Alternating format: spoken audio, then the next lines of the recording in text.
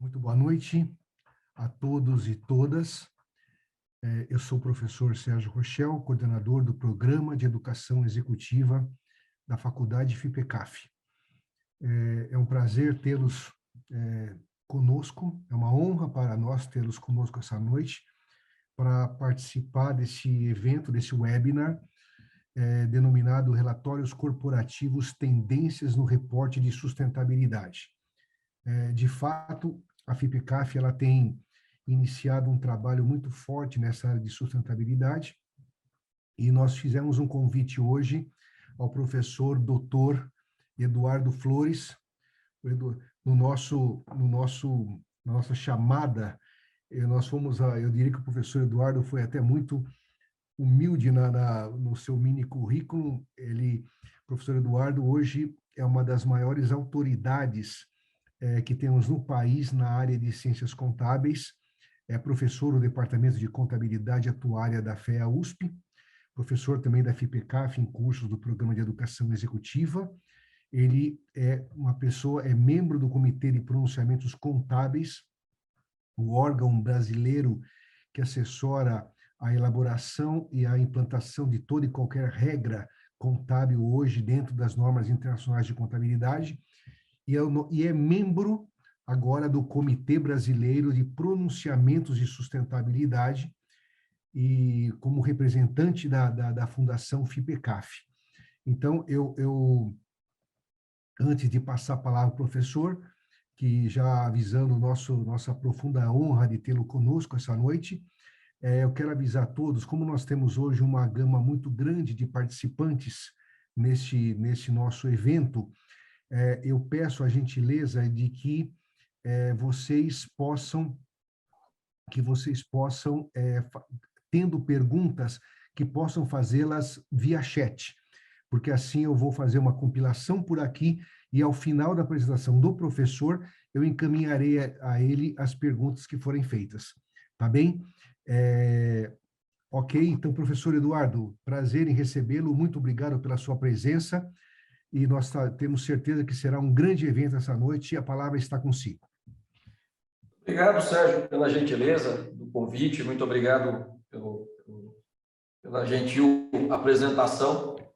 Muito obrigado a todo mundo aqui que nos acompanha na possibilidade de discutirmos esse tema, né, que tem sido tão caro para os profissionais de contabilidade, de administração, de finanças, de economia, né, que se trata da forma como nós devemos, ou se espera que as empresas elas reportem, né, que elas divulguem as suas informações de sustentabilidade, né?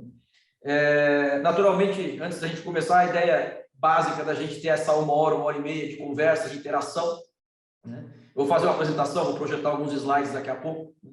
Mas talvez muito honesto, teria que ser muito honesto da minha parte dizer que esse é um recorte da discussão, obviamente, né?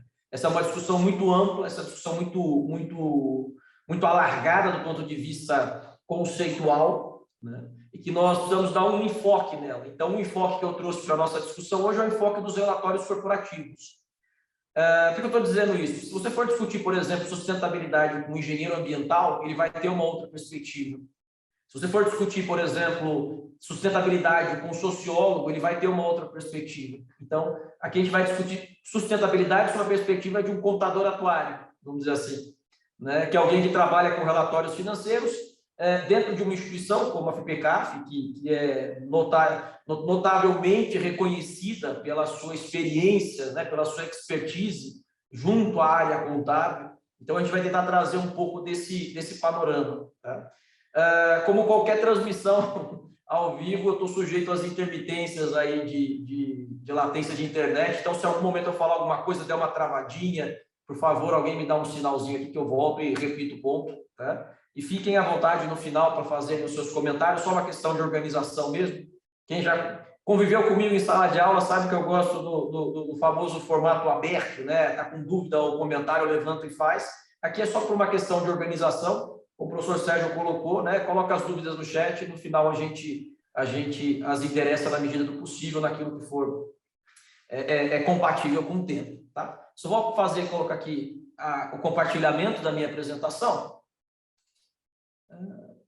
Vocês estão vendo? Beleza. Certo, professor. Muito bem. Então, a gente escolheu esse tema, relatórios corporativos, tendências do reporte de sustentabilidade, né?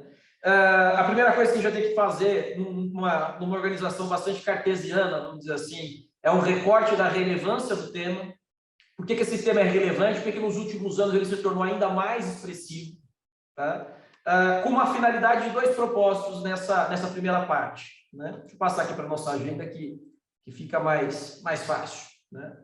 Primeiro, compreender que, do ponto de vista teórico, a contabilidade sempre atuou como fornecedora de soluções para necessidades informacionais. Não há nenhuma inovação nisso.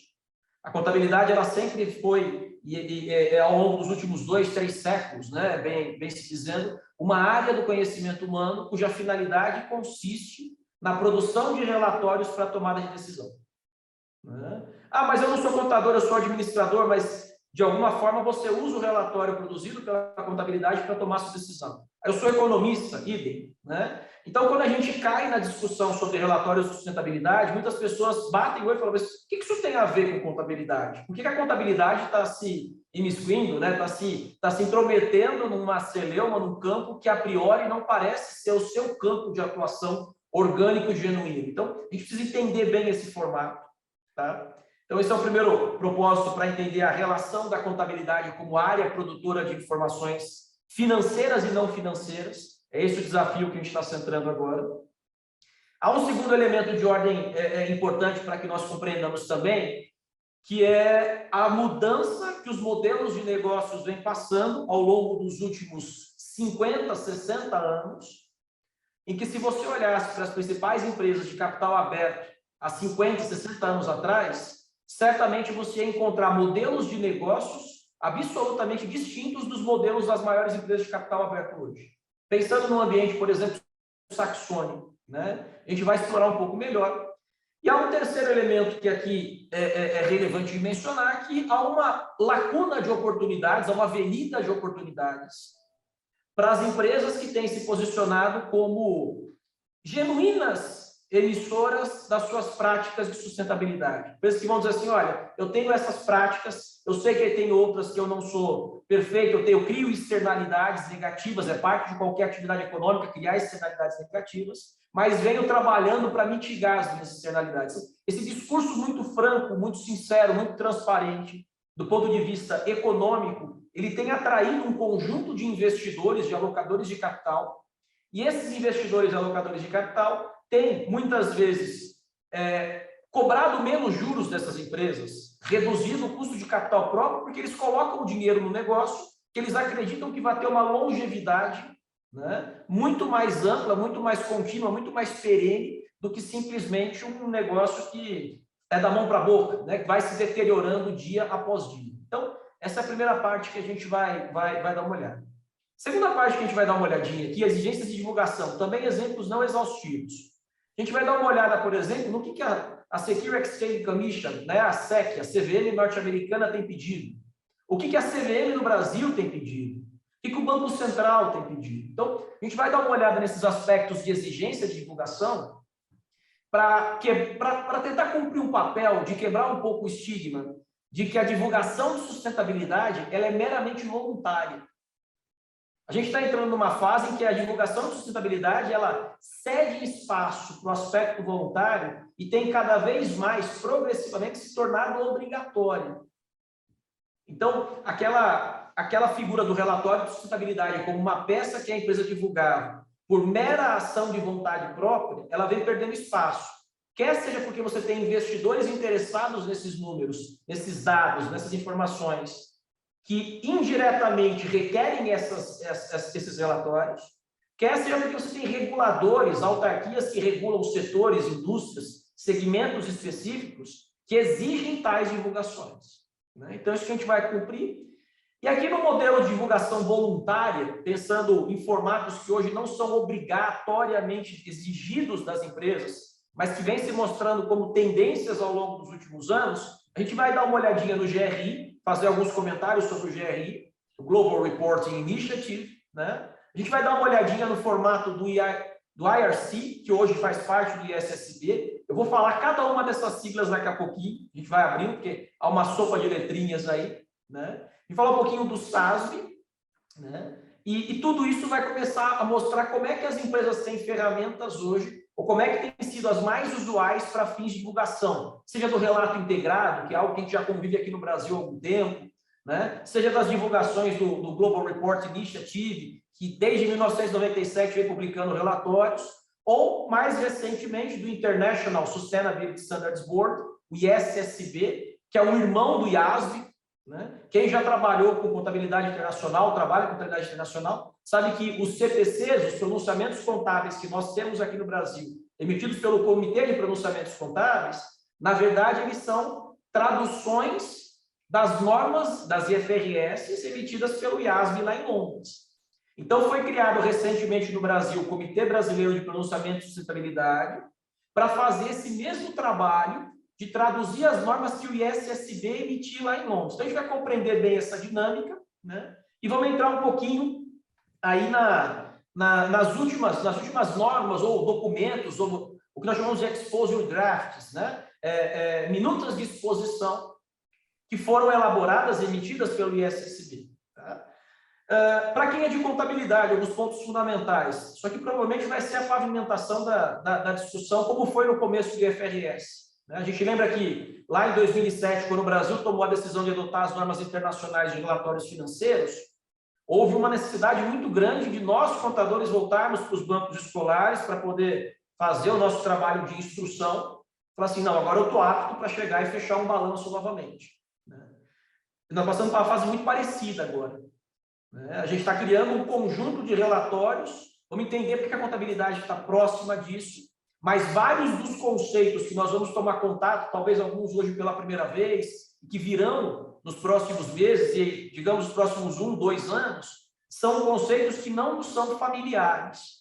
Então, a gente tem que ter essa medida muito clara, né? Porque pouco provavelmente algum de nós aqui que estudou contabilidade, administração, economia, ou cursos correlatos com as áreas de negócios, com as áreas de business, pouco provavelmente teve, por exemplo, enquanto estava na faculdade, uma disciplina de gestão ambiental, né? Uma disciplina, por exemplo, de impactos sociais. Então, são coisas que não nos são particulares, não nos são familiares, né? Então, a gente vai ter que voltar e fazer um trabalho grande de formação, né? Porque até uma certa tendência de que nós abandonemos progressivamente aquela educação cartesiana e vamos dizer assim, mais restrita, para uma educação mais holística, mais ampla, mais multidisciplinar. Tá?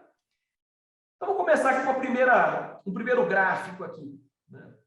Depois, acho que Sérgio, a gente consegue talvez mandar esses slides para o pessoal, quem tiver interesse, eu não sei se consegue, mas tentamos de uma certa forma para poder fazer o estudo, acho que é importante. Então, Mons, né, um autor famoso de contabilidade da década de 70, ele tem um livro chamado Accounting Theory, né, Teoria Contábil.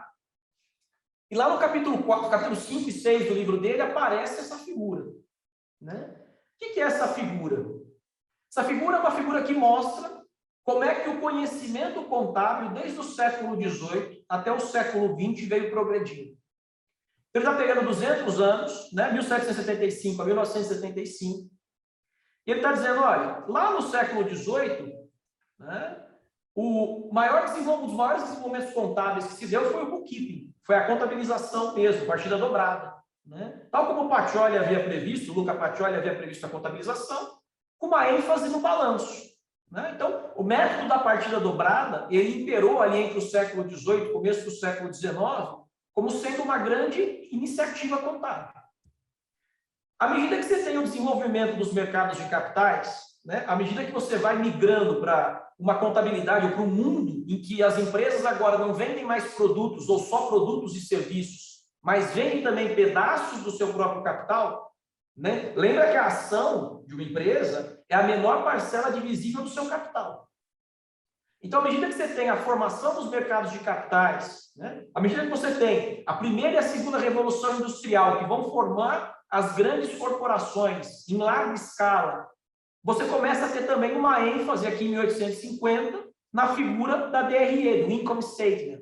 Por que você tem uma ênfase na figura da DRE quando os mercados de capitais se formam? Olha, se eu sou acionista de uma empresa, eu invisto para ter retorno. E o dividendo que o acionista recebe nada mais, nada menos é do que o lucro que a empresa distribui. Então, a contabilidade, como área do conhecimento, ela vai desenvolver o formato que nós conhecemos hoje da DRE no século XIX para dar para os usuários da informação, para os investidores, a possibilidade de avaliar se aquela empresa está produzindo lucro ou prejuízo. Se aquele investimento que foi feito foi um investimento com êxito ou com fracasso. Então, o que esse gráfico começa a mostrar para a gente? Que as mudanças econômicas na orientação e na estruturação econômica, aonde eu saí, por exemplo, de um período feudal, em que você tinha lá uma estrutura de propriedade absolutamente centrada, era um proprietário, migrando para a primeira formação dos mercados de capitais, em que as empresas agora passam a ter vários donos, vários acionistas, que essa mudança de orientação econômica, jurídica, mas sobretudo social, ela vai impor para a contabilidade a necessidade da criação de determinadas tecnologias, de conhecimentos que possam vir a ser utilizados para cumprir os fins de informar aqueles que se sentem interessados nas empresas. Isso vai avançando, vai avançando. Então, a gente vai ver, por exemplo, entre as primeiras décadas do século XX, a formação do custo, da contabilidade de custo, cost accounting. Né? Então, cost accounting é uma forma de você... Olha, então eu tenho agora a Primeira e Segunda Guerra Mundial, você tem ali a necessidade de uma contabilidade de custeio. Né? Isso vai... As mudanças sociais são dínamo, né? Perfazem o dínamo das mudanças contábeis. Até que você chegar em 75, que é quando acaba essa curva. Né? E aí você olha quanta coisa é produzida em 75, quase não dá nem para ler, de tanto conhecimento. Mas entre esses conhecimentos que são produzidos pela contabilidade ao longo das décadas, especialmente do século XX, né, eu destaquei um aqui, ó, coloquei a setinha em vermelho aqui, uma chure em vermelho, para dizer o seguinte: social accounting, contabilidade social. Opa, espera lá, eu estava achando que esse negócio de ESG tinha no máximo 3 ou 4 anos. Estou achando que esse negócio é um modismo por conta da pandemia. Eu estou achando que essa discussão de reportar informações sobre meio ambiente, informações socioeconômicas, que ela na verdade, surgiu nos últimos 10 anos. Não, gente, isso é muito mais antigo. Né? Já é matéria de estudo contábil, desde a década de 70, 80, você pensar que o capital que é reconhecido num balanço, ele é mensurado só em unidade monetária. Mas o capital intelectual, por exemplo, dos colaboradores da minha empresa, que o capital de relacionamento que eu tenho com os meus fornecedores, que uma série de capitais que são necessários para que a empresa forme uma marca, para que a empresa desenvolva uma carteira de produtos, para que ela desenvolva uma rede de relacionamentos, isso está passando ao lado do balanço patrimonial, isso não está no balanço patrimonial. Então, a contabilidade ela já tem essa sensibilidade há bastante tempo de que é necessário enveredar estudos para que esses estudos na área de contabilidade social, contabilidade ambiental, né, eles possam, juntamente com as formas tradicionais de reconhecimento de eventos econômico-financeiros, eles possam dar uma informação mais ampla, mais plural, porque empresa nenhuma vive só de dinheiro. Aliás, antes da última crise que a gente teve agora de saúde pública, né, um dos grandes dilemas dos países super desenvolvidos era excesso de liquidez, taxa de juros negativa. O sujeito tinha dinheiro sobrando, não sabia investir. Então, esse é um formato importante. Uma primeira compreensão desse slide é a seguinte: esse assunto não é novo para a contabilidade. Ele pode ter um verniz novo, mas ele não é inédito para a contabilidade. Tá? Aqui você está falando de um artigo de 1977, um livro de 1977. Um segundo elemento importante para a gente compreender por que a informação contábil tradicional ela não é suficiente para atender às novas demandas informacionais dos usuários. Então, esse gráfico ele mostra para a gente agora de 75 a 2020 o quanto que foi se alterando a proporção de ativos tangíveis comparativamente a ativos intangíveis. Talvez assim, antes de a gente até entrar na explicação, na análise desse gráfico, uma coisa interessante de pensar é a seguinte: quais eram as maiores empresas de capital aberto no começo do século XX nos Estados Unidos da América? Montadoras de veículos estavam começando a sua atividade, mas já tinha algumas. Ferrovias, empresas de eletricidade, Ou seja, eram todas companhias cuja natureza do modelo de negócio era capitalização intensiva. O que é capitalização intensiva? É ativo imobilizado, é ativo fixo. Proper Plant and Equipment, né? No conceito saxônico, é ativo imobilizado. Então, o que uma siderúrgica tem contabilmente, né, parecido com uma ferrovia? Ambas têm um largo valor de ativo imobilizado. À medida que você vai chegando no final do século XX, começo do século XXI, o que vai acontecer? Quem são as maiores empresas de capital aberto dos Estados Unidos? Enel, WorldCom, companhias cujos principais ativos são ativos intangíveis. Então, o que esse gráfico está mostrando para a gente? Que na década de 70, se você dividisse ativos intangíveis e ativos tangíveis, os intangíveis, marca, carteira de clientes, relacionamento, né, patente, representavam 17% do total de ativos das empresas. Das principais, né, das 500 maiores empresas do Standard Poor's. E 83% eram ativos tangíveis. Na década de 80, isso vai para 32%, já dobra praticamente o percentual de intangíveis. Em 95, os intangíveis já ultrapassam. Em 2005, eles são 80%. E em 2020, 90% dos ativos, do valor de marca das empresas que estão na Bolsa dos Estados Unidos, as 500 maiores, 90% são ativos intangíveis. Qual que é o problema? Contabilmente pensando, nós somos muito bons para contabilizar imobilizado, depreciar imobilizado, testar impairment. Mas as nossas normas de ativo intangível são muito precárias, porque elas só admitem que eu contabilizo os intangíveis ou que eu já passei da fase de pesquisa e avancei na fase de desenvolvimento, ou que eu comprei de um terceiro. A minha marca não está no balanço, meu capital intelectual não está no balanço, meu relacionamento com clientes não está no balanço. Não estou nem dizendo que deve estar no balanço. Só estou dizendo que à medida que a contabilidade não dá essa informação, e o mercado precisa dessa informação, você tem uma lacuna de divulgação. Você tem uma lacuna de divulgação. Correto? Então, se a contabilidade não vai endereçar esse assunto, quando eu vou no relatório de sustentabilidade, digo, olha, os meus valores, os meus princípios são esses. A minha diversidade de quadro funcional, de quadro colaborativo é essa.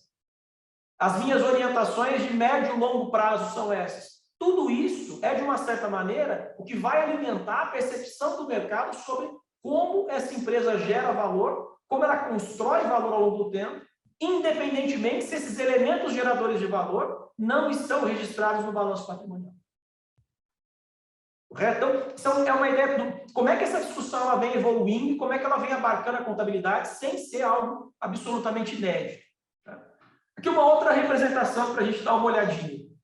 Em 75, as 5 maiores empresas de capital aberto nos Estados Unidos, de market cap, né, de capitalização de mercado, eram IBM, ExxonMobil, Procter & Gamble, GE e 3M.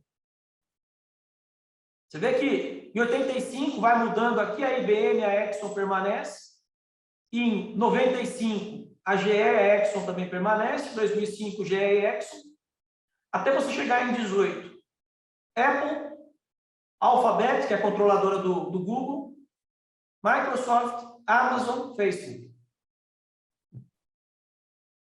Então, veja o seguinte, as 5 maiores empresas de capital aberto em 2018 eram empresas absolutamente voltadas para o modelo de negócio de ativos intangíveis. E aí você tinha, lá em 1975, né, o somatório do valor de mercado dessas 5 empresas perfazendo 715 bilhões de dólares. E você tem em 2018 o somatório do valor de mercado dessas 5 empresas perfazendo 25 trilhões de dólares. Ou seja, é de se pensar como é que a dinâmica dos negócios tem mudado. E como é que, muitas vezes, a dinâmica contábil não consegue acompanhar com tanta velocidade, abrindo necessidade de um conjunto adicional de relatórios. Aqui, só para a gente dar uma analisada, eu peguei essas 5 empresas, né? O quanto que os intangíveis representam no valor total dessas empresas. Então, por exemplo, da Microsoft, os intangíveis na ordem de 904 bilhões representam 90% do valor de mercado da Microsoft. No caso da Amazon, 839 bi, 93% do valor de mercado da Amazon, 93% daquilo que o mercado acredita que essa empresa vale, daquilo que ele coloca no cheque para comprar a ação, para perfazer o valuation que a empresa vai ser avaliada, 93% é intangível. 77% na Apple, 65% na Alphabet, controladora do Google, 79% na Facebook. São valores muito representativos. São valores muito representativos para a gente deixar de lado, para a gente falar assim, não, isso não é objeto de representação. Tudo bem, a contabilidade ela tem que ser prudente, ela tem que ter ali a sua... apesar da estrutura conceitual falar de neutralidade, a gente sabe que há um desequilíbrio entre reconhecer ativos e passivos. Mas, de certa sorte, a gente não pode se dar o luxo de falar, eu não vou reconhecer isso, eu não vou endereçar essa informação. Aqui você tem uma outra dimensão do que essa discussão é relevante para a gente. Por que essa discussão ela tem uma representatividade? Quando eu tenho uma relação de que retorno é uma função de risco.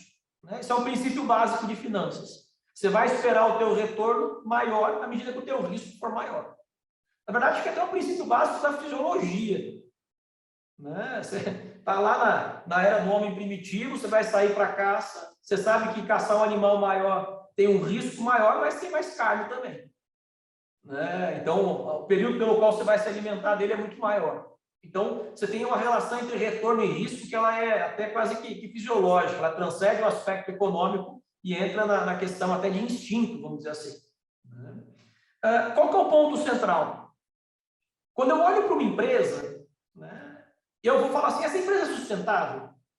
Olha, sustentabilidade não é um termo novo para contador. O contador chama sustentabilidade de continuidade. Essa empresa é contínua. Se essa empresa ela é sustentável, ela é contínua, então a probabilidade dela me devolver o investimento que eu estou fazendo nas ações dela é maior. Porque um negócio que não tem como se mostrar contínuo, se mostrar perene, ele tem uma vida pré-datada. E se naquele período de tempo ele não pagar o dividendo, eu não conseguir ter uma valorização de ações, eu não conseguir ter um desdobrar, vamos dizer assim, de retorno, automaticamente aquele investimento não vai ser equiparado ao valor, eu não vou receber de volta o que eu investi. Então tem havido uma percepção por parte de agentes de mercado de que empresas que revelam as suas práticas de sustentabilidade, práticas genuínas, não o greenwashing, que a gente costuma ler tantas notícias. O greenwashing é quando a empresa ela divulga algo que ela não faz.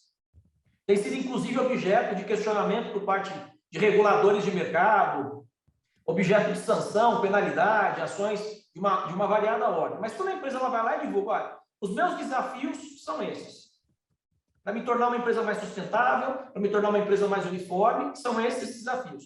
E essas são as iniciativas que eu tenho tomado para poder endereçar, para poder tratar, para poder dar algum tipo de encaminhamento para esses desafios. Isso tem se percebido por intermédio das pesquisas, por intermédio das discussões, até mesmo por intermédio do senso comum, que atenua o risco percebido por parte dos investidores, por parte dos credores, de quem aloca capital nas empresas. E nesse formato, ele tem gerado para as empresas custos, por exemplo, mais baixos. Seja custo de dívida, na forma de despesa de juros, seja custo de capital, na forma de apressamento de ações. Então, aqui, Brasil teve 5 bilhões de emissões de Green Bonds nos últimos 3 anos. Então, o Green Bond é um exemplo interessante, um título verde. Ele tem uma destinação para que a empresa invista aquele recurso numa atividade de alto impacto social e de baixo impacto ambiental. Então, vamos imaginar, por exemplo, que eu vou construir uma fotovoltaica, uma planta de geração de eletricidade baseada em energia solar. Tem um monte de gente investindo dinheiro nisso, com taxas, com custos menores do que investiria, por exemplo, numa termoelétrica. Por que está fazendo isso? Porque tem uma percepção de que aquilo representa muito mais o para-brisa, enquanto a outra representa muito mais o retrovisor. São apostas, são teses de investimento. Correto? A gente não está para dizer esse está certo e aquele está errado. São teses de investimento. Cada tese de investimento ela tem por si um risco intrínseco associado àquela tese. Mas fato é que hoje existe uma coluna, existe um grupo que tem interesse em investir em títulos, né? Em títulos que tenham ali a possibilidade de se mostrarem advindos de empresas que estão comprometidas com práticas de sustentabilidade. Aqui a gente tem uma outra evidência do Refinitiv, né? O Refinitiv era uma base que era do Thomson Reuters e agora ela foi adquirida por um outro grupo. Mas o que está dizendo? Que a Europa lidera a emissão de títulos verdes, ok? A Europa ela lidera, enquanto a China ela tem emergido, né, como um player relevante, como um agente relevante nessa emissão. Então, de 2015 a 2019, emitiu-se na Europa quase 48 bilhões de dólares em títulos verdes. Se você olhar a Ásia e Japão, 22 bi. E nas Américas, 16 bi. Então, o que isso mostra no primeiro momento? Mostra que tem gente disposta a colocar dinheiro na operação das empresas que se mostrem sustentáveis, portanto, isso corrobora por meio indireto a importância de se divulgar essas informações. Correto? A importância de se divulgar essas informações. E veja, divulgar essas informações de forma comparável, auditável, correto? Auditável, né? E compreensível, porque também dá informação para o mercado, de sorte que ele não consegue comparar com seus agentes, seus pares. E também dá uma informação para o mercado que não é auditada, o investidor, o credor, o usuário, essa informação, né? Quanto vocês dariam de crédito, por exemplo, para um balanço não auditado? Muito provavelmente pouca coisa, né? Então, é esse o momento que a gente está vivendo. A gente tem uma torre de Babel de relatórios de sustentabilidade, cada um emitido de acordo com uma linguagem específica, cada um emitido de acordo com um conceito específico, e o momento que a gente está passando, a transição que a gente está passando, é uma transição de tentar uniformizar esses relatórios.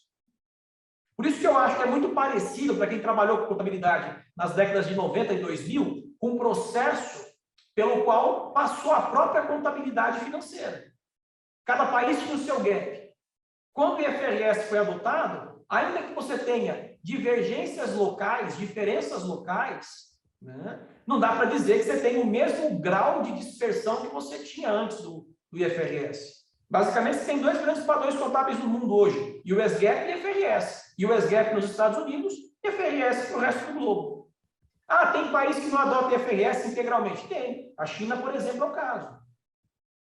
Singapura, Hong Kong, tudo bem. Mas é muito mais fácil você comparar o balanço hoje de empresas entre vários países do que era antigamente, o que não acontece com os relatórios de sustentabilidade. Aqui uma outra evidência bastante interessante, bastante importante para a gente, que é a seguinte: o spread de crédito, ou seja, os juros cobrados pela dívida, pelo passivo financeiro, para green bonds, ele é menor do que índices de euro. O que isso quer dizer? Isso quer dizer o seguinte: se o sujeito investe num índice, por exemplo, de empresas globais, ele espera um retorno maior, está aqui em cima, na casa de 150 BPs. Quando você investe, por exemplo, no Green Bond, olha esse verdinho aqui mais claro, o retorno esperado ou juros negociado entre o emissor e o tomador, ele é menor.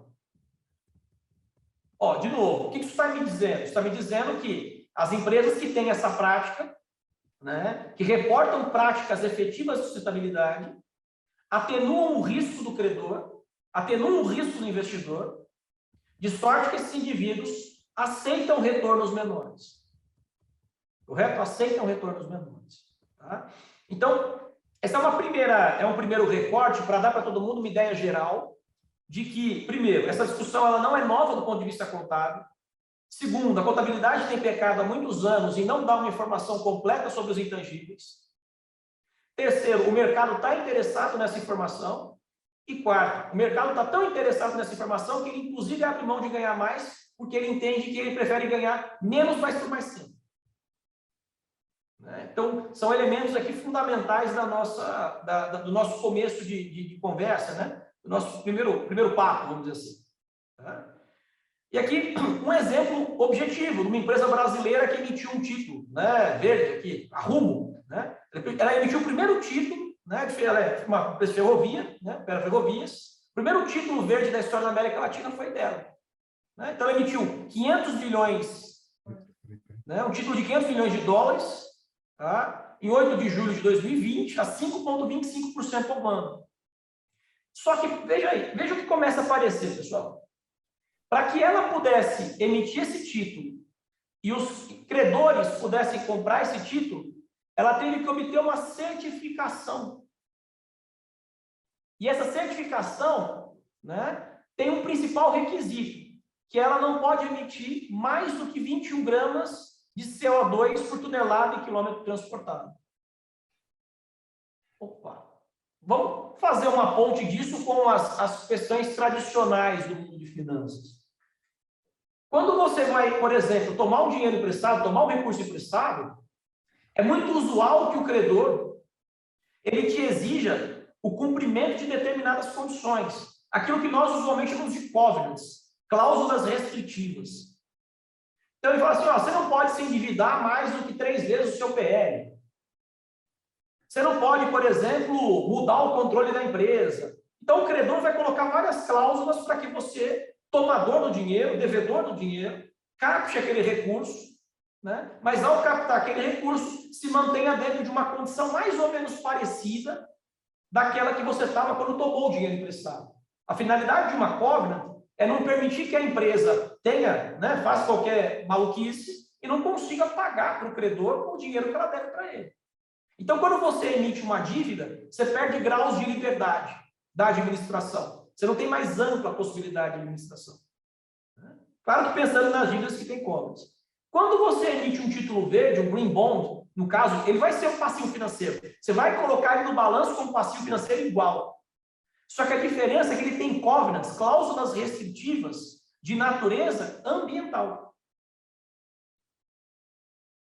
Opa, então quer dizer o seguinte, vamos imaginar que uma empresa tomou dinheiro emprestado, emitiu uma debênture, e ela não pode se endividar mais do que 3 vezes o PL dela. Como é que você faz essa conta? Você soma todo o passivo financeiro da empresa, empréstimo e financiamento, e divide pelo PL. Se isso ultrapassar 3,5, você quebrou a cobra. Então, você usa o número de balanço para verificar se a relação entre o credor e o tomador está sendo uma relação que se mantém ou que vai ter que se resiliar, vai ter que se desfazer.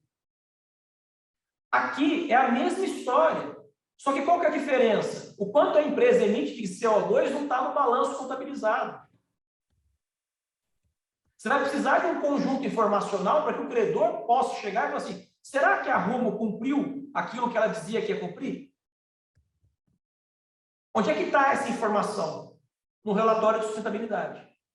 Mas se esse relatório de sustentabilidade não for preparado de acordo com um padrão, se esse relatório de sustentabilidade não for auditado, para que o auditor diga se o preparador seguiu aquilo que o padrão dizia que ele deveria seguir, automaticamente o nível de questionamento e até, vamos dizer assim, fidúcia desse relatório é muito baixo. Então, esse é um ponto que começa a mostrar para a gente assim, uma conexão com essa ideia, que é a ideia da teoria contratual da firma. A empresa está aqui no meio. Está todo mundo contratando com essa empresa. Então, quando você, por exemplo, forma uma empresa com seus sócios, como é que ela nasce? Contrato social ou estatuto, dependendo da tipologia jurídica dela. É um contrato.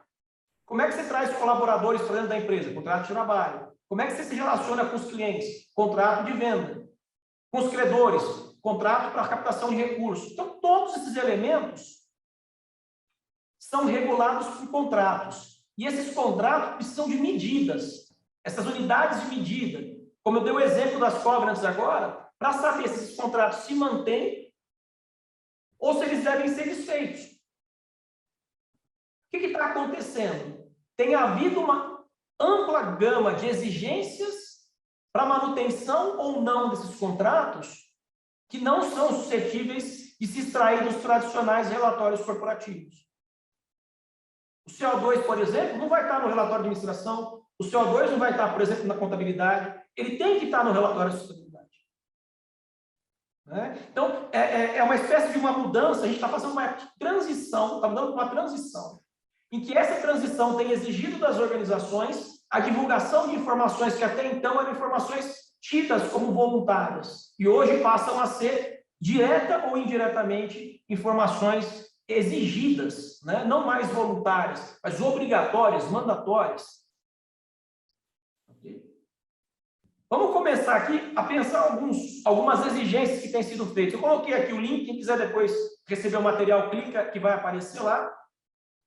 Que a SEC, a Securities Exchange Commission, a CVM norte-americana, né, ela publicou um conjunto de requisições para as empresas que têm ações listadas no seu domicílio, no domicílio norte-americano, para que essas empresas divulguem, por meio do 10K, né, que é o 10Q, que é o relatório anual, vamos dizer assim, que você apresenta na Bolsa de Nova York, na Nasdaq, qualquer bolsa que você tenha, né, ações listadas nos Estados Unidos, sobre informações ESG. Informações sobre ambiente, informações sobre questões sociais e questões de governança. Por exemplo, né, ela quer saber qual que é o nível de emissão de CO2 da tua operação. Isso é uma das informações que ela pede. Né? Composição de diversidade de gênero que você tem nos quadros funcionais da tua empresa. Quantos colaboradores, né, tem nesse campo de diversidade de gênero? Aí você pode pensar, falar assim, nossa, mas isso é algo novo, né? A SEC está até transpassando aí uma fronteira que está criando algo muito novo, que até então não era tido. Gente, em 1995, você tem uma figura na SEC chamada Staff Accounting Bulletin, né? Um SAB. O que é um Staff Accounting Bulletin? Staff Accounting Bulletin, ele é um comentário do staff. Então, os comissionários da CVM norte-americana, eles fazem os seus comentários. E um dos comissionários, lá em 95, ele fez um discurso, né? Depois materializou esse discurso nesse boletim, comentando sobre os passivos ambientais. E ele cita, naquela ocasião, uma pesquisa da PwC, hoje PwC, na época, PricewaterhouseCoopers, né? Dizendo que as empresas tardavam muito a reconhecer os seus passivos ambientais. Então, se a gente tomar essa história como filme, não como foto, a gente vai entender que esse grande conjunto de requisições que a SEC fez agora, nos últimos 2 anos, para fins da divulgação de informações ESG, já vinha sido preludiada, já vinha sido introduzida, né, em documentos anteriores. Então, a SEC hoje já tem um conjunto, né? Ela exige a divulgação do TCFD. A gente vai falar um pouquinho, o TCFD é uma task force, uma força-tarefa para a divulgação de questões sobre clima, relacionadas ao clima, né? E a SEC basicamente endossou tudo isso. Né? Endossou tudo isso. Então, quem quiser depois ter interesse, o que ela pede, como é que ela tem se posicionado, esse link aqui tem o direcionamento para o site dela. Comissão de Valores Mobiliários. Aqui, nosso quintal, CVM brasileira. Né? Então, a CVM brasileira ela emitiu a Resolução 59, né? Há 2 anos, 1 ano mais ou menos atrás, e essa Resolução 59 ela fala sobre o formulário de referência. E incluiu no item 1.9 do formulário de referência, né, em relação às informações ambientais, sociais e de governança, indicar se o emissor divulga em seu relatório anual ou outro documento específico para essa finalidade, sim ou não, a metodologia ou o padrão, né, que tem sido adotado, se esse relatório é auditado, a página na rede mundial onde o relatório, o documento pode ser encontrado. Então, a CVM ela colocou no formulário de referência uma seção destinada para que as empresas de capital aberto listadas aqui no Brasil, que emitem formulário de referência, que elaboram formulário de referência, divulguem todos os seus elementos. Olha o item F. Se o relatório ou documento considera os ODS, os Objetivos de Desenvolvimento Sustentável da ONU. E aí você vai ter no item I, aqui, né, ó, na letrinha I, explicação do emissor sobre as seguintes condutas, se for o caso. A não divulgação da informação SG. Por que você não divulga? Olha que interessante que é isso. Esse é o famoso relate ou explique. Né? O que é a ideia? Relata o que você faz. Está aqui. Se relata da letra A à letra H o que você faz.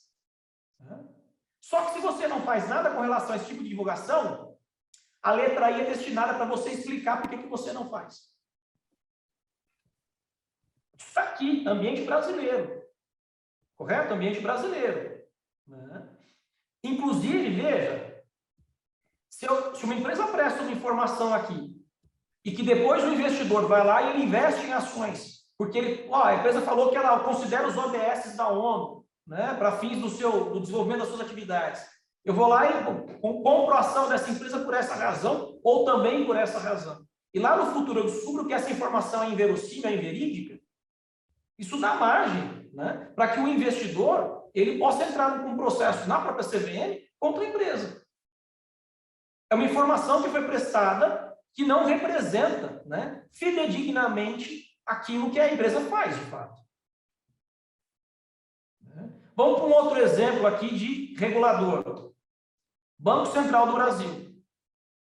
Coloquei também no final da apresentação o link para o Banco Central, para a página específica. O Banco Central ele tem uma agenda de sustentabilidade. Não é que ele tem um elemento, ele tem uma agenda de sustentabilidade.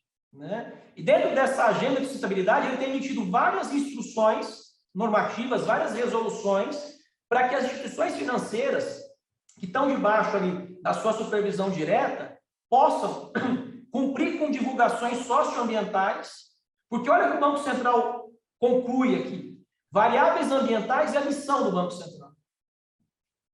Ou seja, ele está dizendo que as variáveis ambientais elas podem ter influência no seu mando, na sua atividade. Então, política monetária, choques difíceis de prever afetam a oferta, o que pode gerar dificuldades para a política monetária. Por exemplo, mudanças muito abruptas em safras e preços de alimentos, energia. Isso cria um descompasso de preço de commodities que vai afetar a política monetária, o balanço de moeda que entra e sai do país. Incerteza sobre a magnitude de choques climáticos. Estabilidade financeira, potenciais riscos climáticos do setor financeiro, risco físico, por exemplo, eventos extremos, seca ou enchente, afetando o agronegócio e o setor imobiliário. Então, o Banco Central está olhando para isso, não é porque ele está pensando numa agenda heterodoxa ou coisa que vai falar, não, isso aqui afeta a minha atividade, inclusive, para cumprir a estabilidade da manutenção do poder da moeda. Como é que ele vai fazer o trabalho de supervisão dele se ele não elaborar uma série de normas voltadas para que as instituições financeiras divulguem as suas práticas de sustentabilidade? Correto? Isso dá uma amostra, né, de como é que essa discussão ela vem se escalonando, vamos dizer assim. E agora vamos entrar na parte dos modelos, né? A gente já está entrando aqui mais para o finalzinho aqui para abrir para o bate-papo, né? Para as questões e tudo mais. A gente está entrando aqui nas formas de divulgação voluntárias mais usuais, não exaustivas, óbvio, né? Há vários formatos, há vários padrões, vamos dizer assim, de reportar relatórios de sustentabilidade. Tá? Talvez um dos mais famosos, se não o mais famoso, né? É o GRI, é o Global Reporting Initiative. Né? O GRI ele é fruto de uma iniciativa que começou em 97, correto? Ele começou essa iniciativa em 97, né? Visando criar um conjunto de normas para as empresas que quisessem divulgar o seu resultado ambiental, econômico e social. Tá? Então, o GRI ele é baseado numa filosofia, né, em que as empresas elas teriam uma interação entre ambiental, econômico e social. Essa seta de duplo sentido quer dizer uma função objetora, né? O ambiental implica no social, o social implica no ambiental, o econômico no ambiental e vice-versa, né? Então, essa setinha ali, ela quer dizer uma referência de dupla afetação, né? E aí as normas, elas são traduzidas, né, para o português, correto? Você consegue entrar no site do GRI, você consegue baixar as normas, são algo em torno de 39 documentos, mais ou menos. Desses 39 documentos, nem todos são para todos os setores, há documentos específicos, por exemplo, para óleo e gás, há documentos específicos para o setor financeiro, naturalmente que assim o seja, né? Porque se você pensar numa dimensão ESG, são 3 dimensões dentro de um gentílico, né? Dentro de um conceito geral. Então, o E, por exemplo, tem muito mais impacto para um determinado setor do que o S tem para outros, né? O G pode ser até mais uniforme. Então, ele tem mais ou menos 39 normas que se aplicam, vamos dizer assim, a setores diferentes e situações diferentes. E isso é muito interessante, o conceito de materialidade. O que é material? O que é informação material? Primeiro, assim como na contabilidade, quando você vai divulgar um relatório contábil, você tem que colocar lá dentro aquilo que é material, você não consegue colocar tudo. É como um exercício de cartografia. Você vai fazer um mapa. Você tem um território, correto? Você vai representar o território no mapa. Aí você pega uma folhinha e fala assim, vou fazer o mapa, né, do centro de São Paulo nessa folhinha. Qual a primeira decisão que você tem que tomar? A escala. Porque se você tiver um mapa do tamanho do território, o mapa não tem validade. Porque para consultar o mapa, eu consulto o território. Os relatórios corporativos são assim. Eles são tais quais mapas. Só que qual é a diferença? O território que eles representam são territórios dinâmicos e não estáticos. Os territórios mudam de período a período. Então, quando a gente tem, por exemplo, um relatório de contabilidade ou um relatório de sustentabilidade, a definição da materialidade ela é fundamental. Porque se você não definir materialidade, você não vai conseguir colocar no relatório tudo. Então, qual que é o conceito de materialidade para o GRI? É aquilo que substantivamente influencia a avaliação e a decisão dos stakeholders. Então, stakeholder, se eu tiver que traduzir, eu traduzo como interveniente. Quem que é o stakeholder de uma empresa? É o colaborador, é o fornecedor, é o credor, é o investidor. Os stakeholders são todos. Então, o GRI, ele visa dizer o seguinte, a informação material é a informação da cadeia que interage com a empresa. Como é que é a filosofia do GRI? De um lado, você tem as demonstrações financeiras, que podem ser FASB, para quem faz o US GAAP, e ASB, para quem faz IFRS. Né? Ou seja, você vai produzir os balanços de acordo com o padrão contábil geralmente aceito na sua jurisdição. Do outro lado, você tem o relatório de sustentabilidade, e esse relatório de sustentabilidade, ele é de acordo com o GRI, o Global, com as normas, com as 39 normas, né, daquelas que se aplicarem especificamente do GRI. Então, a filosofia deles são dois relatórios. É a filosofia de dois relatórios. De um lado, DFs, informação financeira. Do outro lado, relatório de sustentabilidade, informação não financeira. Essa é a filosofia central dele. Vamos olhar um outro aqui, um outro padrão. International Integrated Reporting Council e o Integrated Report. Esse a gente conhece mais no Brasil, o famoso relato integrado. Né? Bom, ele não existe mais como a gente o conhecia. Tá? Por que ele não existe mais como a gente conhecia?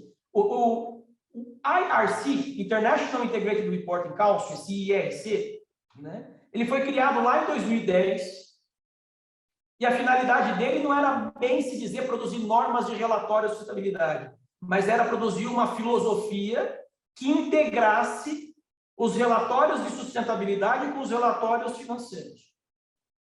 O que isso quer dizer? Vamos pegar um exemplo aplicado aqui. Eu vou lá e digo no relatório de sustentabilidade que a minha empresa é uma família. Tem creche para os filhos dos colaboradores, eu tenho plano de saúde para todos os funcionários, minha empresa é uma família.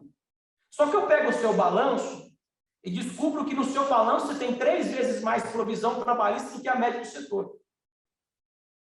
Bom, você está dizendo que a sua empresa é uma família, todos se amam, por que eles te processam? Não faz sentido. Então, o relato integrado, o próprio nome diz, esse Integrated Reporting, a ideia geral dele qual que era? Diminuir a distinção entre aquilo que você diz no relatório e aquilo que você diz no outro. Ou seja, era um nexo de discurso. Criar um nexo de discurso. Né? Então, esse era o espírito central dele. Ele passou há 2 anos atrás, a fazer parte do Value Reporting Foundation, foi uma fundação criada, então o IRC passou a ser um dos membros, e o outro membro foi o SASB, Sustainability Standards Accounting Board, que foi criado nos Estados Unidos, muito parecido com o GRI. Então, os dois se juntaram e passaram a fazer parte do Value Reporting Foundation. E agora, com a criação do ISSB, que é essa figura que eu comentei no início, que foi criado pela Fundação IFRS, o International Sustainability Standards Board, a Value Reporting Foundation foi incorporada pelo ISSB. Então, hoje, o relato integrado e o SASB fazem parte do ISSB. Né? Mas a gente vai comentar um pouquinho mais no final sobre isso, mostrar alguns exemplinhos ali, fica mais fácil de entender. Tá? Só que eu acho que isso aqui você tira essa informação, né, esse polvo, vamos dizer assim, né, da estrutura conceitual do relato integrado. O relato integrado ele só tem uma norma, que é uma estrutura conceitual, um framework. Né? Então, ele é uma estrutura geral. Né? E aí ele dizia o seguinte, fala assim, ó, uma empresa tem 6 capitais, pelo menos. Ela tem o capital financeiro, que é esse que a gente representa no balanço. Ela tem o capital de manufatura, de produção, que é a expertise que ela tem de produzir, a forma como ela faz. Ela tem o capital intelectual, que é essa parcela de colaboração, por exemplo, uma auditoria, um escritório de advocacia, uma firma de consultoria, essa parcela do capital intelectual é muito grande. Essa empresa ela tem o capital humano. Né? Esse capital humano é como é que ela trata a sociedade onde ela está inserida, tem uma série de elementos que estão aí envolvidos. Ela tem o capital social de relacionamento e tem o capital natural. Essa figura, pessoal, ela é super importante para a gente compreender o seguinte. Vamos supor que uma empresa no setor, por exemplo, de óleo e gás, ela dá um lucro exorbitante. Lucro contábil gigantesco. Se eu não levo em consideração que essa empresa tem outros capitais, como, por exemplo, o capital natural, a pergunta que eu tenho que fazer é a seguinte: esse lucro que ela está produzindo agora é um lucro recorrente? Ou esse lucro, no final das contas, é uma distribuição do capital natural? Para ela produzir esse lucro contábil e esse lucro econômico tão grande, ela preservou os outros capitais ou ela destruiu os outros capitais? Se ela destruiu os outros capitais, equivale a dizer que esse lucro contábil, em boa parte do caminho, é uma distribuição de outros capitais. Então, eu que sou investidor, eu que sou analista, eu quero olhar para essa empresa no médio e longo prazo, eu tenho que levar em consideração que ela está destruindo uma parte dos polos geradores de valor dela. Por isso, da compreensão desses capitais, da compreensão do modelo de negócio, da missão e da visão, parece tudo muito abstrato, muito latente, muito pouco atingível de forma objetiva, e de fato é isso mesmo. Mas eu tenho que fazer essa compreensão de que as métricas tradicionais de finanças, como o custo de capital medido pelo CAPM, ou coisas que o valham, não são efetivas ou não são suficientes para que eu consiga alcançar a perspectiva de valor da empresa. Né? Então, olha como é que a companhia ela define materialidade. Materialidade para o relato integrado é a informação que pode substantivamente afetar a habilidade da organização de criar valor no curto, médio ou longo prazo. Olha que mudança diametral de entendimento comparado com o GRI. Materialidade para o GRI é aquilo que poderia alterar a visão do stakeholder, do interveniente. Materialidade para o relato integrado é aquilo que poderia alterar a capacidade da entidade de gerar valor. Um está pensando do lado de fora, o outro está pensando do lado de dentro. Não são simples alterações que você pode conciliar, né? Vamos colocar todo mundo numa sala e formar um padrão único. Não é, né? São filosofias muito distintas entre si. Como é que funciona a estrutura do relato integrado? Ele está dizendo, você vai fazer uma demonstração financeira, um balanço, uma DRE, um financial statement, com um padrão de US GAAP ou de FRS. Você vai elaborar também um relatório de sustentabilidade, você pode usar o GRI, o padrão do GRI, você pode usar o padrão do SAS, você pode usar o enésimo padrão que você quiser. Só que você vai ter que me consultar para que haja uma conciliação entre a informação financeira da DF e a informação não financeira do relatório de sustentabilidade, para evitar aquela situação que eu comentei há pouco.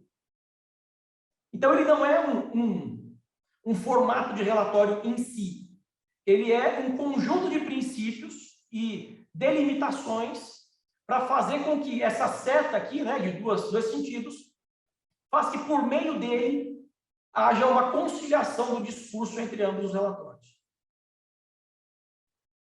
Correto? Então, essa é uma perspectiva. E agora, o Sustainability Account Standards Board. Isso aqui foi criado em 2012 nos Estados Unidos. Né? Ele tem 77 normas. 77 documentos. Cada documento do SASB é para um setor, para uma indústria específica. Financeira, seguradora, acaba meio que no mesmo sentido, indústria, óleo e gás, metalúrgica, ela vai para cada um desses campos, né? E qual que é a filosofia do SASB? Ele mescla um pouco a filosofia do relato integrado com a filosofia do GRI. Então, olha que interessante, olha como é que muda, né, a proposta. Ele vai dizer assim, ó, a demonstração financeira ela é preparada e vai para um repositório comum, para o relatório comum. Por exemplo, o formulário de referência ou o 10K, o Thank You. Aí você vai lá e produz um relatório de sustentabilidade de acordo com os meus padrões, que é do SASB, considerando, obviamente, cada indústria, né? Cada segmento. Você vai colocar isso aqui nesse relatório comum, e a partir daí você vai extrair os relatórios específicos. Né? Então, o que está se passando aqui? Né? Ele está colocando as informações dentro de um relatório comum. Nesse processo de colocar no relatório comum, há uma espécie de integração para eliminar divergências do discurso. E nesse processo de integração, você vai e tira as informações de um lado para o outro. Então, a função, né? Se você olhar, então, cada uma das três, né? Aqui a gente está falando de 2 relatórios separados. Aqui a gente está falando de 2 relatórios separados, mas que se conversam por meio de uma estrutura conceitual. E aqui a gente está falando de 2 relatórios que vão surgir a partir de um repositório comum, né? A partir de uma matriz comum. E aí vamos entrar no mais recente, né, que foi criado, que inclusive elimina 2 desses que nós vimos, né? O ISSB incorpora o SASB e incorpora o IRC, né? E ele foi criado em 2021, perdão, né? Quando do anúncio da COP26, ele foi anunciado na COP26. Então, o que aconteceu? No final de 2020, os trustees da Fundação FRS, então como é que funciona o organograma da Fundação FRS? Você tem os trustees, que são aqueles asseguradores que a Fundação está cumprindo os seus papéis, né? Automaticamente, esses asseguradores, eles fazem todo o trabalho de divulgação, né, da Fundação, e eles emitiram uma consulta pública perguntando para os agentes de mercado se seria o caso da Fundação IFRS criar um braço, né, um irmão do IASB, vamos dizer assim, do emissor de norma de relatório financeiro, para que esse braço pudesse, né, esse ISSB pudesse emitir também normas de relatório de sustentabilidade sob uma perspectiva internacional. Quais seriam as vantagens disso? Bom, é quase que inquestionável que a Fundação IFRS, né, ela tem um devido processo para criar uma norma, que tem audiência pública, que respeita todo um processo amplo, que recebe as cartas comentário. Né? Ela tem uma expertise em construir norma, ela tem uma expertise em dialogar com os agentes de mercado. Então, tudo isso foi levado em consideração e a resposta massiva por parte do mercado foi: sim, entendemos que a Fundação IFRS deve entrar nesse segmento, nessa linha.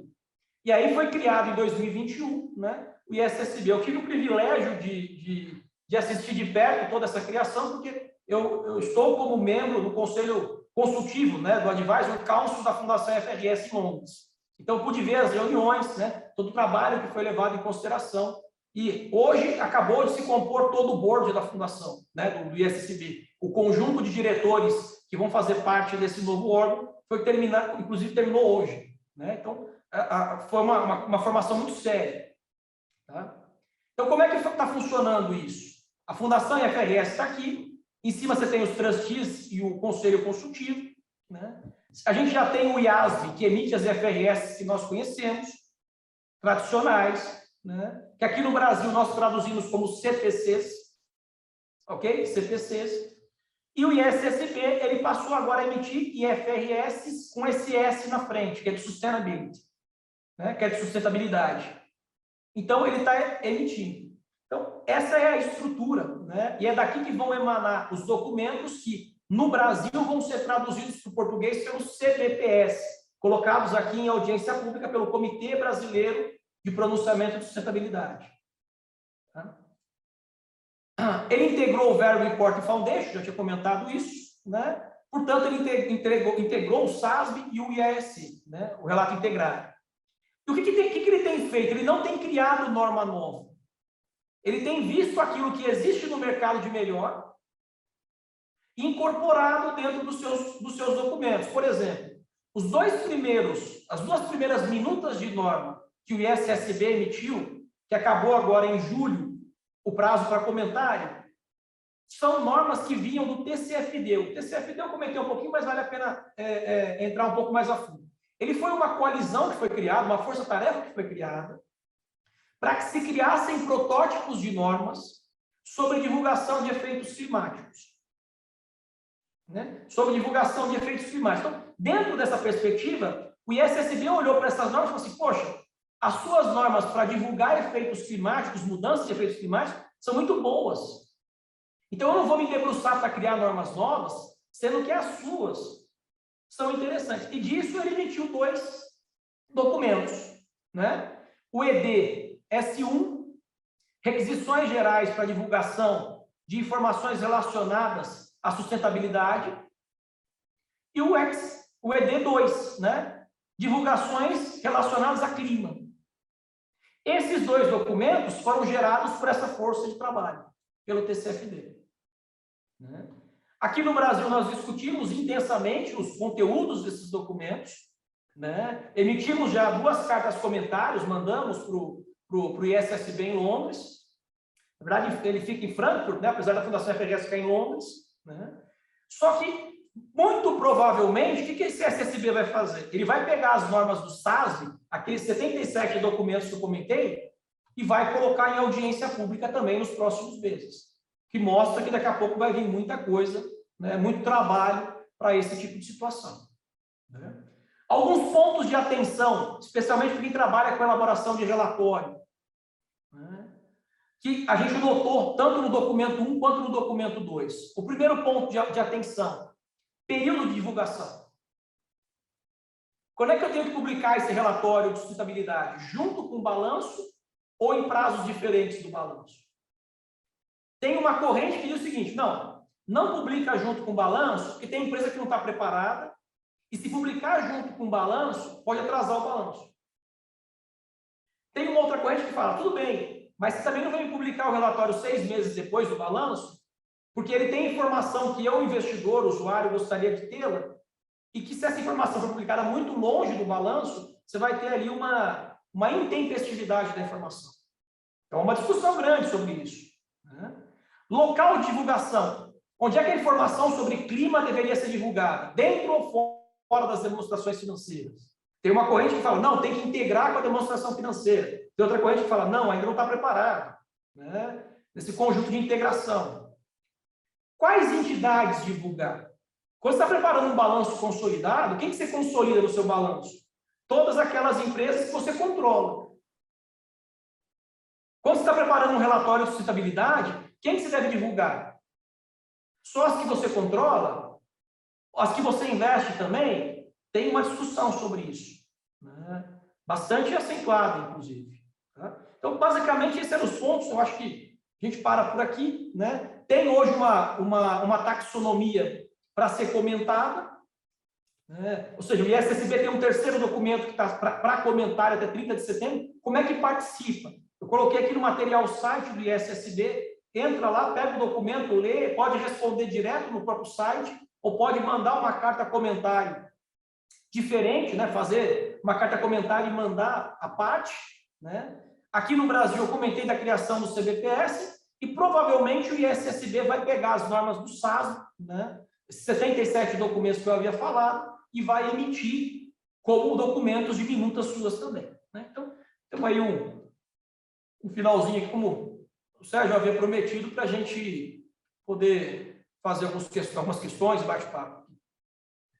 Bom, em primeiro lugar, professor Eduardo, fantástica exposição. A VPCAF agradece muito a clareza das suas palavras.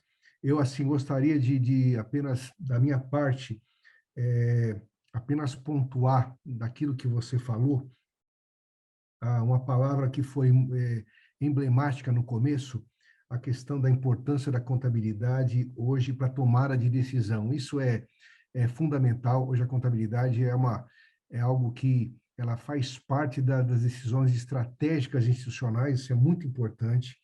Eu acho que eu também entendo a sua palavra sobre a questão dessas questões das divulgações voluntárias agora estarem num processo de se tornarem informações obrigatórias. Isso é uma coisa muito importante de ser assimilada pelos nossos presentes aqui. Quando você falou sobre Green Bonds, a ligação que você fez sobre empresa sustentável com a perenidade da organização é uma coisa muito importante, porque a gente nota o mercado está tendo mudanças e você relatou e você aprofundou essa questão dessa questão da ligação da sustentabilidade com a perenidade, a questão de imagem institucional vai ser uma coisa fundamental, é muito importante, ou seja, nós todos estamos tendo uma ideia, porque eu também, como coordenador, estou aprendendo essa questão de sustentabilidade agora, da complexidade e da importância do que vem por aí, tá certo? Então, eu acho muito importante, nós temos, assim, várias pessoas comentando sobre a excelência da sua apresentação. Eu tenho uma pergunta que veio logo no início, professor, do Luiz Leite, que ele fala o seguinte: hoje nós temos, já que você mencionou que o ASB e o ISSB são instituições irmãs, que hoje eles têm no www.cpc.org.br o material das normas internacionais. Haverá uma divulgação também, haverá só para confirmar isso, você já mencionou isso um pouco, mas o material, tudo isso que está sendo produzido pelo CBPS, vai ser feito umas divulgações via site para todos poderem, os contadores e os gestores terem acesso. Como é que está caminhando esse processo? Vai ser sim, obrigado. Primeiramente, muito obrigado pela atenção de vocês, né? Assim, 9 da noite de falando de um tema, né, no meio de uma quarta-feira, eu fico muito feliz em receber a gentileza de todos vocês. Muito obrigado mesmo. Tá? Vai sim, acho que foi o Luiz quem perguntou, né? Se vocês entrarem, por exemplo, hoje no site do CPC, entrar no link de documentos enviados para o IASB, contribuições enviadas para o IASB, vocês vão ver que as duas demonstrações, as duas cartas comentário sobre o S1 e o S2, que são esses dois documentos que eu mostrei agora no final, já estão apensadas ao site, já estão lá no site.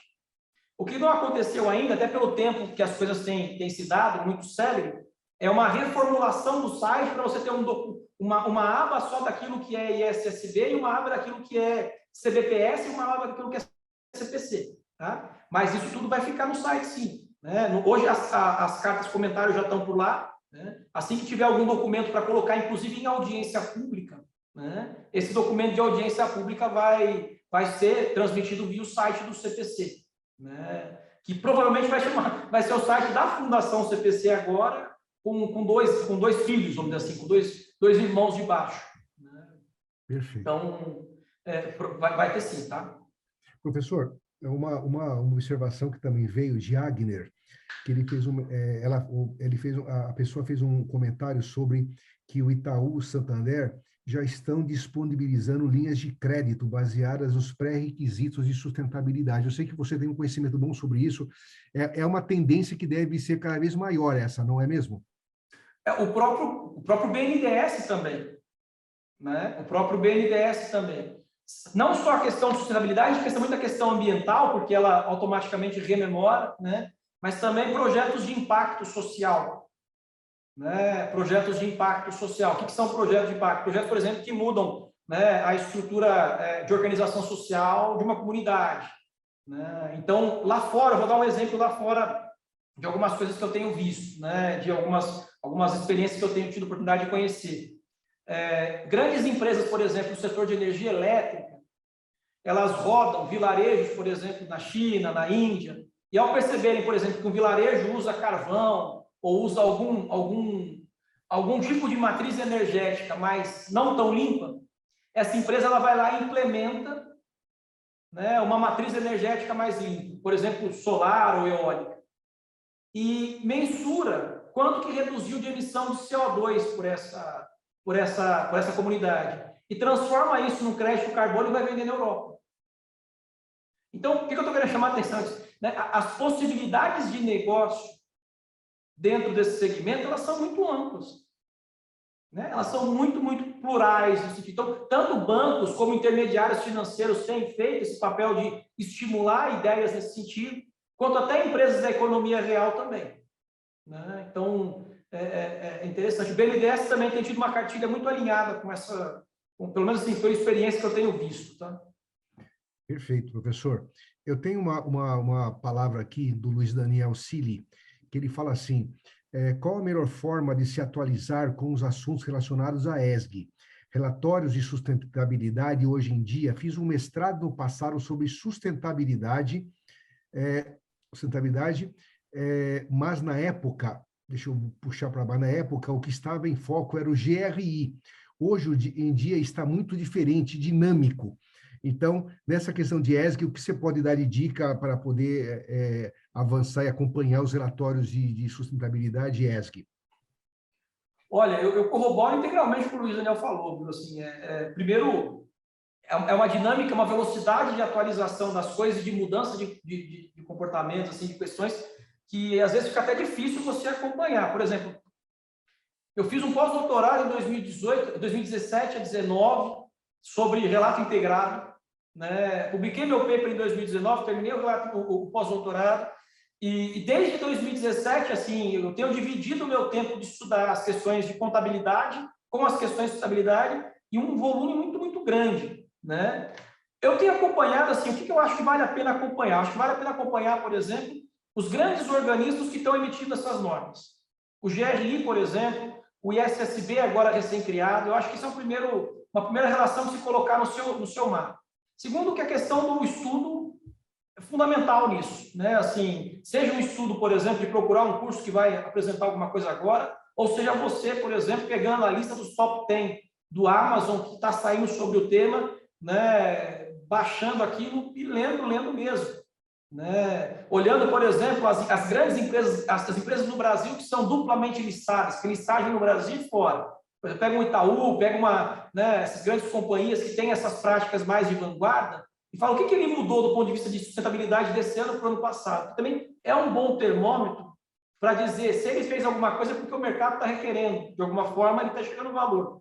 Né? Então, eu acho que seja a educação autoinstruída, né, ou direcionada, seja a questão de acompanhar os normatizadores internacionais, seja olhando para empresas aqui no Brasil que têm práticas de vanguarda em relação à sustentabilidade, relatórios de sustentabilidade, também não confundir a sustentabilidade com o relatório, isso é no âmbito do relatório. Né? Eu acho que são caminhos que podem ajudar a diminuir esse delay, essa diferença entre as coisas que surgem e a nossa compreensão, vamos dizer assim. Perfeito. Professor, mais uma pergunta. Roberta faz uma pergunta para nós. Pegar aqui, sobre os títulos verdes, que ela menciona que às vezes parece que os títulos verdes ainda não estão com uma remuneração, uma remuneração muito alta. Né? Os títulos verdes, as empresas... e não seria... deixa eu pegar, porque aqui eu estou tendo uma pequena dificuldade. Ela fala assim, me parece que os títulos verdes ainda têm um retorno não muito atrativo, tá certo? E não seria contraditório, uma vez que as empresas que os emitem tendem a valer mais, a tendência que esses títulos venham a remunerar melhor no futuro ou não? A pergunta da Roberta é interessante e muito interessante, dá para fazer talvez o seguinte, assim, ó. Se esse título ele é pós-fixado, ou seja, ele rende uma indexação que só vai conhecer no futuro, à medida que ele passar a valer mais no futuro, um título pós-fixado capta isso. Agora, se ele é pré-fixado, ele vai valer o mesmo, ele vai remunerar o mesmo ao longo de toda a vida dele. Entendeu? Então, o que está acontecendo? A gente está numa discussão ainda com relação a finanças sustentáveis, que é uma discussão binária. O que é uma discussão binária? Ela é a seguinte, o que eu quero dizer com discussão binária? Né? Quero dizer o seguinte, tem investidor que ele fala, o que você está emitindo? Ah, é um título verde, então eu compro. Ah, não é um título verde, então eu não compro. Então é 1 ou 0. Tem investidor, por exemplo, que ele vai lá e olha para ações de empresas, fundo de investimento, ele faz o screening, o filtro dele, e ele fala assim, ó, quantos ODS, quantos Objetivos de Desenvolvimento Sustentável essa empresa diz estar comprometida em cumprir? Ah, 5. Então, para ele, 5 é um número bom, ele compra a ação da empresa. 5 ele não compra. Então, a gente está numa discussão de 1 ou 0, de binariedade. A gente não está numa discussão de gradientes. Ah, essa empresa ela tem isso, então, percebe que são discussões mais assim, escalonadas, progressivas. Né? A gente está começando a entrar agora, porque os financistas têm olhado para isso de uma forma um pouco mais aprofundada nesse momento. Né? Mas quando você olha para os green bonds propriamente dito, se ele é pré-fixado, qual que é a ideia? O investidor abre mão de ganhar mais juros, porque ele fala, ó, o projeto que essa empresa está investindo é um projeto que se coaduna com a minha tese de investimento. Agora, por quê? Porque o investidor fala assim, então vai pagar por mais tempo. Né? Agora, se ele é pós-fixado, né, aí é outra história, porque o pós-fixado ele vai acompanhar a evolução da vida da empresa de acordo com alguma métrica específica. E, professor, ainda sobre títulos verdes, uma menção aqui que alguns fundos de investimento entendem que o mandato deles é maximizar o valor do cotista. E, portanto, títulos verdes ficariam fora do radar, pois rendem menos. A solução para isso é regulatória? A pergunta ótima. Né? Quem que manda essa pergunta? A pegar Renê, se eu não me engano, deixa eu voltar para cá, Renê Sanda. Eu vou comentar da minha visão, correto? Tá? Assim, muito mais para uma reação do que... Eu acho que não, regulatório não. Eu acho que a solução é de mercado mesmo. Né? Porque veja o seguinte, assim, você vai ter investimento, por exemplo, pegar um fundo multimercado. O fundo multimercado ele vai investir naquilo que parecer, a tese de investimento dele é procurar os ciclos de investimento que gerem maior retorno. Né? Esse é o ponto. Quando você vai, por exemplo, e fala assim, esse é um fundo verde, ele perde muita possibilidade de diversificação do papel, dos investimentos dele, porque as empresas que ele vai encarteirar no portfólio têm que ser empresas que tenham prática de sustentabilidade. Então, vamos pegar um caso aplicado. Por exemplo, se o fundo é verde, ele não vai encarteirar a ação de uma empresa de mineração ou de óleo e gás. Pelo menos não deveria. Então, ele perde, por exemplo, possibilidade de diversificar. Então, eu que sou o investidor, eu que sou o cotista, eu tenho que ter na minha cabeça o que eu quero. Eu quero um fundo verde ou eu quero um fundo de multimercado? Se eu disser regulatório, isso muito provavelmente vai ser uma medida absolutamente de bastante ineficácia.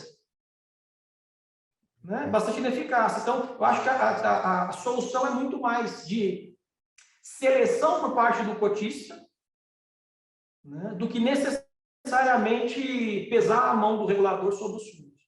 Minha opinião, tá? Pode ter, realmente, com absoluto respeito ao contraditório. Pessoal, nós estamos assim, já são praticamente 9h30, né, da noite, e nós assim respondemos várias perguntas. O que eu queria falar, algumas pessoas estão perguntando se podem receber o arquivo com a apresentação. Sim, nós disponibilizaremos o arquivo com a apresentação. Eu estou fazendo até um esquema diferente, porque nós tivemos hoje eu diria que quase que um recorde, tivemos 80 pessoas conosco aqui, né, nesse webinar, e nós vamos disponibilizar esse arquivo com essas informações também, e já estamos vendo aqui para disponibilizar também a gravação, tá certo? Para poder as pessoas poderem reverem essa apresentação essas palavras do professor Eduardo. De antemão, eu já estou assim avisando que o professor Eduardo ele ministrará um curso com maior profundidade sobre esse tema e alguns temas mais relevantes, dando um foco também na questão do carbono, tá certo? E isso vai ser no final de setembro e final de outubro, em final de setembro e começo de outubro, em 2 sábados de 4 horas, um curso pequeno, e que nós estamos montando para a divulgação também desse novo eixo de conhecimento que a FIPECAF está abarcando como um eixo muito importante dentre os eixos de conhecimento no seu programa, na sua unidade de educação executiva, o eixo de sustentabilidade, o professor Flores. Às vezes eu tento puxar ele, e quando ele falou assim, quando eu estava fazendo meu pós-doutorado, eu olho e falo assim, por isso que eu não consigo muitas vezes pegar ele para poder dar aula para a gente, porque ele está envolvido em 1000 projetos aí, e fantástico. Eu agradeço muito, acho que em nome de todos.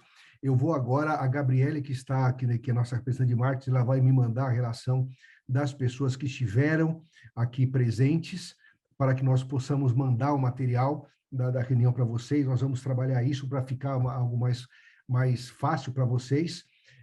Eu estou recebendo aqui, professor, você pode estar vendo aí, muitas mensagens parabenizando o professor pela sua apresentação, que foi fantástica, tá certo? Eu mesmo vou ser um que vou querer ouvir de novo, porque eu acho que as informações são muito importantes nesse momento da FIPECAF. Pessoal, muito obrigado a todos vocês.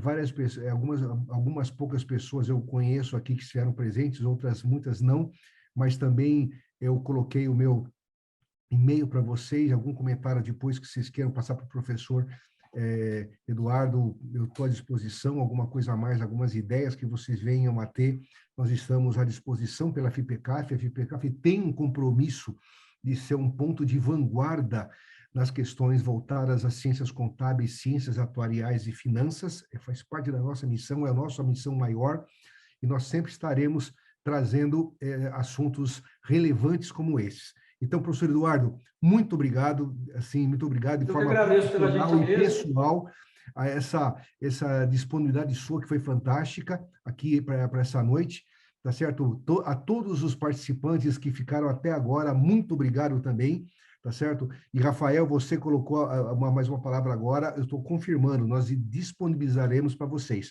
Eu estarei recebendo, após o evento, a lista das pessoas que estiveram presentes para a gente poder trabalhar.